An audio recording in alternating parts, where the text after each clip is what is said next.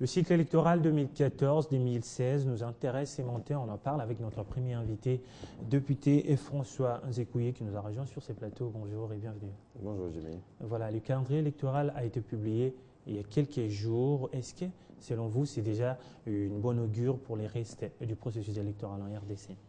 Absolument, parce que vous savez que depuis que nous sommes entrés dans l'ère démocratique, Oui. nous n'avons pas jusque-là connu des élections locales, municipales et urbaines. Nous avons eu la chance d'avoir une fois les élections provinciales des gouverneurs et sénatoriales et 2 fois les élections présidentielles et législatives nationales. Voilà. Et donc, les seules élections que nous n'avons pas encore eues dans ces pays, ce sont les élections locales. Et donc, je crois que la CENI a bien fait de commencer par là. Et vous vous rappelez très bien qu'en 2005, quand encore Malou Malou, président de la CI à cette époque, avait annoncé le calendrier électoral, il y a eu marche, il y a eu mort d'homme. Et les raisons pour lesquelles les opposants à ce calendrier avaient envoyé les gens dans la rue étaient essentiellement le fait qu'il y avait, entre guillemets, des agents péperdiens au niveau des municipalités, mais aussi le fait qu'il n'y avait pas un recensement administratif de la population. Voilà. Et donc aujourd'hui qu'on veut enlever les, entre guillemets, je dis bien encore, les agents péperdiens, ça veut dire des agents nommés par le pouvoir au niveau des municipalités et qu'on veut qu'il y ait des élus, je crois que tout le monde devait se réjouir. Et c'est une très bonne chose pour tout le monde, d'autant plus que nous sommes dans une voie de la décentralisation où nous voulons rapprocher les dirigeants des dirigés et mieux encore que ces dirigeants soient des dirigeants élus. Voilà. Et donc ce n'est qu'une bonne chose pour un premier temps, mais bien évidemment nous allons continuer avec les autres étapes pour avoir des sénateurs et des députés provinciaux, gouverneurs élus, puis les députés nationaux et les chefs d'État élus. Donc c'est un processus et nous sommes contents de ce processus, en tout cas jusqu'à ce niveau. Voilà. C'est un processus, vous l'avez dit, François Nzekouye, on reste sur ces calendriers publiés par la CENI. En quelque sorte, vous pensez qu'il est réaliste, ces calendriers? Oui, je crois qu'il est réaliste. Je fais confiance à la CENI en se disant d'abord que cette CENI, il ne faut jamais l'oublier, elle est composée aujourd'hui de toutes les parties prenantes aux élections. Oui. La majorité, l'opposition et la société civile. Je crois que toutes ces personnalités se sont concertées, ont mûrement réfléchi avant de publier ce calendrier.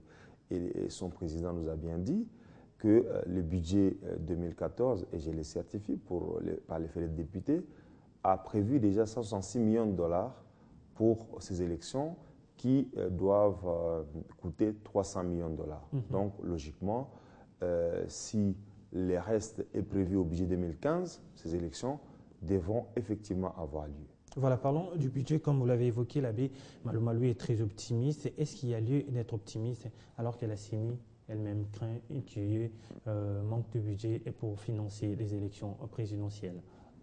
C'est des élections qui ont été programmées par étapes, pour cette raison-là évidemment. Parce que vous vous rappelez qu'en 2011, nous avons attendu des appuis massifs de la communauté internationale pour organiser les élections. Ces élections qui nous ont coûté plus de 400 millions de dollars. Mais finalement, presque à 100%, ces élections ont été financées par le gouvernement de la République. Et donc, il faut de la prudence. Il ne faudrait pas prendre des décisions d'organiser plusieurs élections au même moment, quitte à ne pas avoir les moyens. Et l'État doit vivre. La population congolaise a besoin de vivre, des écoles, des centres de santé, des routes. Et donc, on ne peut pas mettre tout l'argent de l'État que dans les élections. C'est pour cela que la décision de la CENI est raisonnable. Le fait d'échelonner ces élections, de les fractionner, pour ainsi dire, permet à ce que l'État puisse débourser progressivement de l'argent pour prendre en charge ces élections en se disant nous devons d'abord compter sur nous-mêmes. Oui. En dépit des multiples promesses que nous sommes en train de voir dans vos médias ce jour ici, ces mêmes promesses, nous les avons eues en 2011. Mais cette fameuse contribution n'est jamais arrivée. Et donc, nous ne pouvons pas nous fier à cela, mais au-delà de cela, il y a la question de la souveraineté. Les élections, c'est un acte de souveraineté d'un État, et donc nous ne devons pas essentiellement compter sur les pays étrangers, même si nous ne refusons pas une assistance quelconque, mais de manière substantielle, les élections doivent être financées par l'État qui les organise. Et donc, nous estimons que c'est faisant par le fait que nous aurons d'abord les élections locales urbaines, puis les élections provinciales et sénatoriales et des gouverneurs, et après les élections présidentielles, pourrait permettre à ce que la caisse de l'État débourse progressivement l'argent et que les coûts ne se ressentent pas de façon très sérieuse sur les besoins, les autres besoins de la vie nationale. Puisque nous parlons du financement du moyen, François Nzekoué, vous pensez que ce moyen peut également retarder ces processus, voire même prolonger les processus? Je ne crois pas personnellement, parce que, comme je viens de vous dire, le fait de les échelonner nous permettra effectivement de mobiliser beaucoup plus facilement les choses. Mais là où on pourrait connaître un retard, c'est le fait que les résolutions de concertation nationale ont décidé que les élections législatives et présidentielles soient subordonnées au recensement général. Et ce recensement général a un coût. Et c'est là que j'ai fait appel à toutes ces personnes qui disent être de bonne foi et qui veulent soutenir la démocratie du Congo. Ils devraient commencer par cela.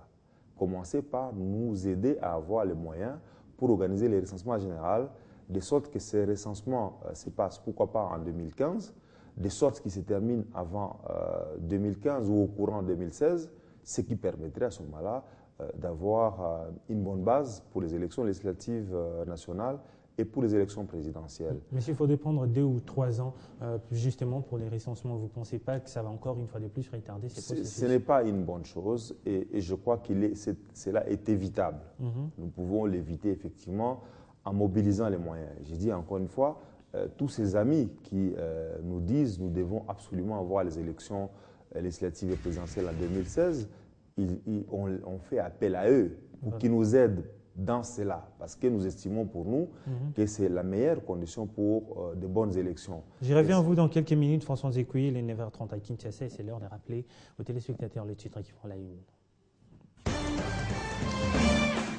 D'abord, cette page rose, le chef de l'État Joseph Kabila et sa sœur jumelle Jeannette Kabila totalisent ce mercredi 4 juin 43 ans d'âge. Au nom de toute l'équipe de Télé 50, son directeur général Jean-Marie Kassamba leur souhaite un joyeux anniversaire, que le Seigneur les comble encore de bénédictions et des grâces et aussi de sagesse. La mise en œuvre de l'accord cadre d'Addis Abeba signé le 24 février 2013 en Éthiopie par les pays membres de la CIRGL a été au centre de l'entretien que le président Kabila a eu mardi dans son cabinet de travail avec une délégation d'envoyés spéciaux de la région de Grand Lac. Prenant la parole au nom de la délégation, Meryl Robinson a indiqué qu'ils ont également évoqué avec le président Kabila des questions relatives au développement de la région de Grand Lac. L'envoyé spécial a aussi mis un accent sur le refoulement des Congolais, mais aussi le processus électoral.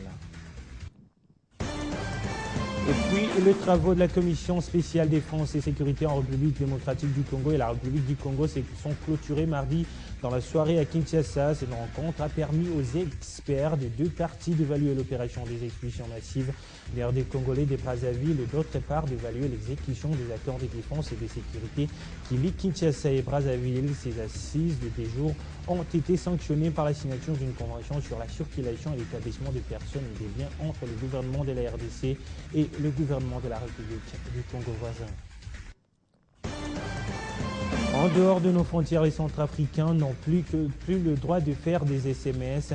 Le ministère des Postes et Télécommunications a annoncé mardi que l'utilisation de tout SMS pour les abonnés de la téléphonie mobile est désormais suspendue jusqu'à nouvel ordre. Cette décision prise sur instruction du Premier ministre vise à contribuer à la restauration de la sécurité sur tout l'étendue du territoire.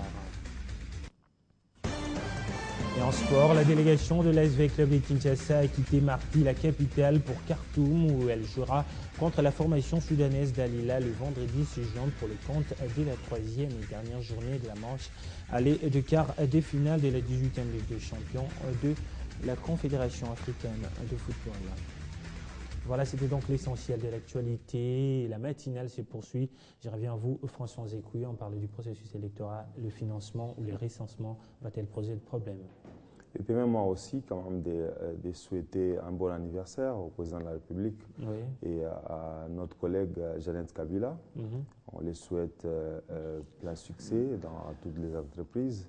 Et nous félicitons le chef de l'État pour tous les efforts qu'il a menés pour rétablir la paix sous les de la République, mais aussi pour accélérer l'effort de la réconciliation nationale. Voilà. Et donc, vous disiez, vous m'avez posé la question de savoir si les problèmes financiers pourraient retarder les élections. J'ai dit, le fait d'échelonner ou de fractionner les processus électoraux pourrait permettre à ce que les dépenses pour les élections ne pèsent pas très lourdement sur la caisse de l'État et sur les autres besoins de la nation.